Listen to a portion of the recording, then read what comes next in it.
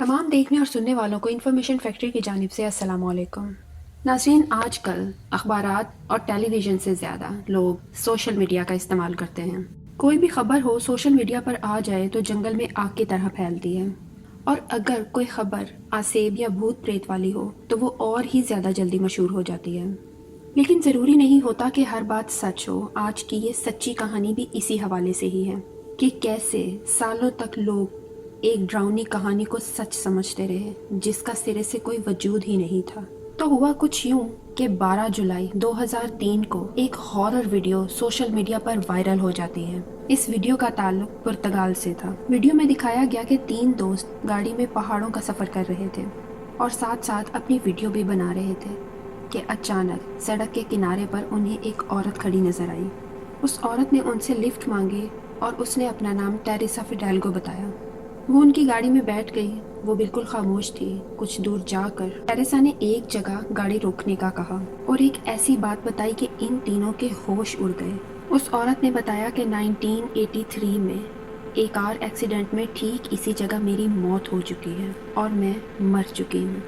उन्होंने घबरा कर जब कैमरा उस औरत के मुंह की तरफ करना चाहा तो गाड़ी किसी चीज़ से ज़ोर से टकरा गई, यानी कि गाड़ी का एक्सीडेंट हो गया और वीडियो यहाँ पर ख़त्म हो गई। वीडियो के नीचे लिखा था कि इस कार एक्सीडेंट में 3 में से 2 लोगों की मौके पर ही मौत हो गई थी और सिर्फ एक इंसान जिंदा बचा था जिसका नाम डेविड था। ये कहानी मुख्तलिफ तरीकों से मुख्तलिफ वेबसाइट्स पर मशहूर होने लगी। लोगों का कहना था कि डेविड उसके बाद कभी कुछ बोल नहीं सका कि उस दिन के हादसे के बारे में कुछ बता सके। लोग इतने खौफजदा थे कि उस वाक़े से जुड़ी हर बात पर यकीन कर लेते थे।